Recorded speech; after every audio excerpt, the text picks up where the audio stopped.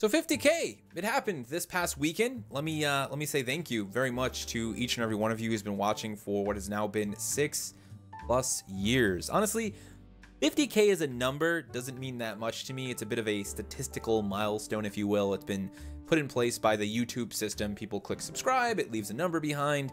It doesn't mean that much to me anymore. It doesn't signify how many people actually watch my content each and every day. It doesn't signify how many views I get each and every day. And I've also learned over the years beyond that that there are things that are far more important to me when it comes to the impact that my content has beyond the number of views it gets, the number of likes it gets, and how much it grows my channel. That stuff's all important, but what really drives me when it comes to making content? It's not just the numbers. It can't be, because I wouldn't still be doing what I was doing today if that was the case, because the numbers aren't always great. They have their ups and downs, if you will. The thing I am proud of is that time commitment that is signified by 50,000 subscribers. The fact that that to me means 6+ years of work and hard effort. 6+ years of literally every single day, just about constantly creating content for YouTube. I think the longest I've ever taken was like a week for vacation. It's just something I'm very passionate about, and I've always been thinking about it, even if I'm not directly releasing a video for it. I've done so much in terms of the types of content I've created, the ways I've focused on creating content. That is what I am proud of. I will always be proud of that, and that's what I've chosen to celebrate with 50K. I also decided that today is that perfect day to bring you guys that 50K Q&A. I know it's Monday, so we should be doing an episode of Mondays with Mo, but I'm going to be covering Rage this week, and Rage 2 got officially revealed today, and they're also going to be dropping an actual gameplay trailer tomorrow. So I felt it made more sense to, actually watch that gameplay trailer before we do our Rage 2 video, our Rage plus Rage 2 video for Mondays with Mo. So you'll be getting Mondays with Mo on a Tuesday, but still Mondays with Mo. So get locked and loaded for that. Today, let's do this darn tootin' Q&A. There's about 4 or 5 questions I think that were really good that I want to hit on, starting with this one from Potato Pug Gaming and Comics. What is your advice for aspiring YouTubers? Also, do pineapples belong on pizza? I think they do. Let's actually start with the pineapple thing. I think that's the far more controversial question being asked here, clearly. There's actually an episode of Parts Unknown. Actually, I think it's No Reservations with Anthony Bourdain. And he goes to Italy and he eats at this really amazing Italian pizzeria. And the chef there is this real sort of tough Italian guy. He's real confident, real kind of boosted ego about his food. And Anthony Bourdain loves his pizza. But then the chef tells him, I'm going to give you pizza with pineapple tomorrow. You're going to love it. It's going to be the best thing ever. And he watches Anthony Bourdain, sits down, he gives him the pizza. Anthony Bourdain eats it, he chews, and he just smiles. And he's like, this is one of the best pieces of pizza I've ever had. And the chef is just like, throws his towel down. He's like, I fucking told you. I told you this is the best pizza ever. And so ever since then, I've said to myself, I will eventually one day try pineapples on pizza. But I think it needs to be made by someone who is dedicated to the craft of making pineapple pizza.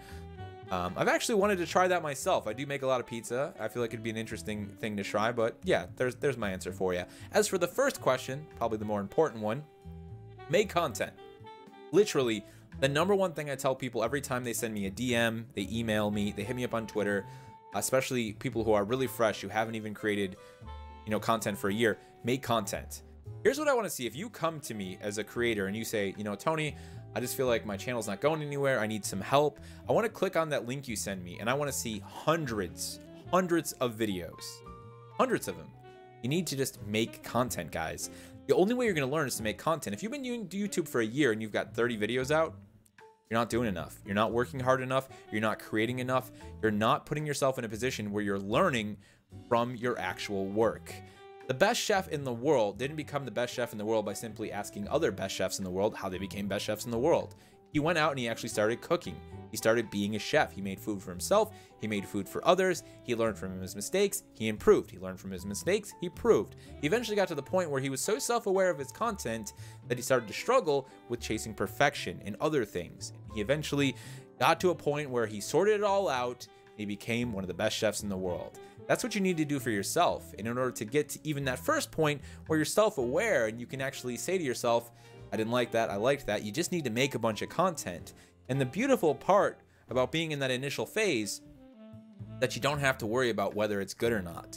You need to just focus on making content, and you need to do it with the focus on variety. I don't mean make a gaming video one day and then make a video about boats the next day. I mean, if you're going to make content in regards to gaming, make a discussion piece, make a live commentary, make a post commentary, make a funny video, make a comedy focused video, make a skit around video games, make a serious video. Really explore your options for the types of content that you can make, because you might find that you are already, just from the get-go, kind of instinctively better at a certain sort of content, and then you can go from there. But really, make content, make lots and lots of it, spend years doing it, and prepare yourself for the long game. There is no easy way to 1 million subscribers. There's no easy way to 50,000 subscribers. It might take you 6 years, it might take you 10 years. You have to be prepared to do this for as long as it's going to take to become successful, if that's actually what you're looking for. It's not an easy answer, but it's the honest one. Make content. Thanks for that one. Break It Down asks, would you shave your beard? It'd be hilarious to see you without it. It would be. I've seen myself without my beard. Trust me, it is hilarious. Will you see me without it? Not for free. I think I saved the whole idea of shaving my beard for charity work. So if I'm ever doing a video and I'm like, I'm trying to raise money for this charity or help Dino raise money for suicide prevention, if we get this much money, I'll shave my beard. But for free, just for the LOL of it for you guys, sorry, no dice on that one. Biology is Cool asks, where do you find games like Binary Domain and such to make videos about? Do you type weird games in Google or something? LOL. No, I don't type weird games in Google or something, but I've been playing games since I was 4 years old. I'm 28 now. That's 24 years of playing video games, and games have been a part of my life since the very first day I laid a controller on an NES. I laid my hands on an NES controller, I should say. I have not stopped playing video games. The longest break I ever took from video games would have to be whenever I've gone hunting or on vacation in a place where there weren't video games. And that's maybe a week at most. Otherwise, I've never just said I'm gonna stop playing video games because I need a break. Games have always been a part of my life. I've never become bored of them or tired of them. I always find new things to think about when I play games. And for the last 6 years, I've turned that into a business, turned that into a job, turned that into a creative endeavor where I can not only play the games, but I can find ways in which I like to talk about the games and share my experience with others. So I just have a lot of time spent playing games. So Mondays with Mo is basically a culmination of all of the games I've ever played. Me just pulling them out of my head saying, oh, Brute Force, 187 Ride or Die, Binary Domain. Hey, do you guys remember that game Roadkill? It was kind of like GTA, but more violent and really, really dirty. Oh yeah, so that's Mondays with Mo. It's games that I either still own physically or digitally, or games that I remember playing, whether I rented them or played them with friends. It's just a long list of games I've played that I think might be interesting to be talked about. That actually ties quite a bit into the next question from Hoovy Wagons, who says, what is your favorite all-time game and why? I could not pick one game, Hoovy. Impossible, my friend. There's no way. Because I've played games for so long, and because I've been so passionate about video games, there are just entire console generations that are very important to me. There are entire franchises that are very important to me. If I made a list of my favorite games, it would include, again, entire generations.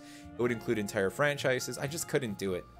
Sorry, I can't even begin to consider how I could do it. I've always been the type of person to tie certain video games or certain franchises to specific portions of my life. Like when I think of The Legend of Zelda on N64 and stuff like that, and moving into the GameCube era, I think of my friend Mike Fries, who I just called Frizzy. I don't even think that was his last name. We just call him Frizzy, who was a friend that I had in middle school who also loved games. And I'd go hang out with him. We'd like role play in his backyard and stuff like that, and play Spider-Man on the GameCube and in Legos and stuff, and Dungeons and Dragons on PC. Like, that's what I think of, right? So games are so much more to me. I could never just pick one. I just never could pick one, man. Unfortunately, I could never pick one. Zane Tech says, I saw your older videos and your skill at Titanfall 2, so I'm just asking, should I get Titanfall 2? The simple answer to that is yes. You should always buy Titanfall 2. It still has a substantial community on Xbox, on PlayStation 3, and you can even still get into games on PC, although the player base there is quite lower. Titanfall 2 is an amazing game. Even if you just pick it up for the single player, it runs less than $12 these days. It is worth every single penny. Karu Productions asks, do you like chocolate? Hell yeah, I like chocolate, Karu. Especially really good chocolate, not like the cheap stuff, although the cheap stuff's good too. Who we kidding? When it comes to ice cream, though, I'm not a fan of chocolate ice cream. I like ice cream with chocolate in it, like cookie dough ice cream with bits of brownie in it or something like that. We actually have a place called King Condrels, which is 2 blocks away. Very dangerous. But they have some of the most amazing deluxe handcrafted sundaes there that are just insane. Like strawberry cheesecake one with little bits of cheesecake in it. There's a coffee. It's just too good. So anyway, yeah, I like chocolate. I like chocolate. Brian Fruget asks, do you and your wife/girlfriend play video games together? If so, which ones? Michelle and I are currently girlfriend and boyfriend. We do play video games together, but not many. Our number one game that we actually play cooperatively is Animal Crossing. And I was talking with one of you guys about this. A fellow commenter, fellow viewer said that him and his wife also bonded over Animal Crossing. And that's exactly how Michelle and I bonded through video games for the first time. I picked up a 3DS for her after she played Animal Crossing on my 3DS just so we could play Animal Crossing together. Beyond that, she really likes Pikmin. She beat Pikmin 3 4 or 5 times. She has started playing Breath of the Wild, but she hasn't gotten too far through that. We just come from different backgrounds. We grew up very differently. She doesn't have the same interests I do, which means that typically she doesn't like a lot of the games I play. And even when I try and show her games that I think she would like, she's not always able to pick up the mechanics quick enough to enjoy them. Or I think with Michelle, it's just a matter of like her mental commitment for her job means that when she gets home, the last thing she wants to do is more critical thinking. She teaches in a contained classroom, a 15-1, I believe it's called, which means that she deals with kids who have a lot of learning issues. They might come from broken homes. They've been struggling their entire life, whether it be mentally or socially or just at home. You know, they don't all come from great backgrounds. So all of her commitment at work is to helping these kids get the best education they can possibly get. So hopefully their lives can be better than they currently are down the line. So they don't have to deal with the same issues that maybe their parents who left them dealt with, you know, that they can just be better individuals who respect their own lives more and are allowed to go on and be successful regardless of their hardships. So that's like all of her mental focus, right? So when she comes home, the idea of playing a video game that like has to have puzzles solved and stuff like that, she's like, nope, I'm done. So yeah, we play some games together. She'll never, I think, be as obsessed with games as I am, I guess is the best way to put it. Next up, we've got a company. Yeah, we've got a question from Bad Company Sarge. How do you stay motivated in the bad times, be it demonetization or low view counts on videos you care about? You always seem to keep going strong and consistently putting out quality content. Thank you so much, Sarge, by the way, for the support, dude. You know, I call it the ultimatum theory. So everybody has their own form of motivation. You might watch like Arnold Schwarzenegger quotes, or CT Fletcher is one of my favorite ones. I love CT Fletcher, who just does raw motivation. Gary Vaynerchuk, but that stuff doesn't always work. When you're really, really down in the dumps, the big thing I always do for myself is I bake in that ultimatum theory, and I say, well, what else am I gonna do? What else are you gonna do? Really, ask yourself that. What else am I gonna do? How much does this mean to me? And what else am I gonna do? For me, it's a matter of, okay, well, I have other things I would like to do in the future. Maybe I do those things now. Maybe I quit YouTube and I do Twitch full time. Maybe I quit content creation altogether and I go finish my learning experience with Game Maker and I make video games. You know, I dedicate 14 hours a day to making video games. From here on out, boom, drop YouTube, drop Twitch. You know, you have to ask yourself, what are the options? And it's like, outside of that, my other option is to go back to a 9-to-5 and hate myself. Maybe make more money than I make now, but be miserable. You know, that consistent sense of misery of being at a day job, which I loathe. I loathe working for other people too. I loathe dealing with everyday social bullshit. The people that you often run into who work at jobs, who just want to do nothing but gossip and be miserable. It's not an environment that I even begin to be happy in. It's an environment where I actually just feel like I just want to, this is literally suicidal. Like, no, I don't want to be here. So for me, it's scary to think of it that way, but it's an ultimatum of like, no, because no matter how hard this gets, it's not as bad as going back to that.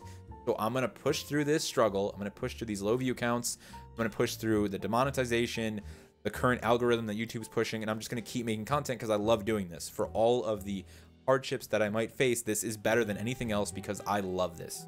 So that's the big thing for me, Sarge. That's the ultimatum theory, as I call it. That's how I make it through. And I think that's all we got now, guys. I think that is all we have. Oh wait, Ashdog asked, do you still play Titanfall? Yes, you should play Titanfall too. That's really it though. Thank you guys for the questions.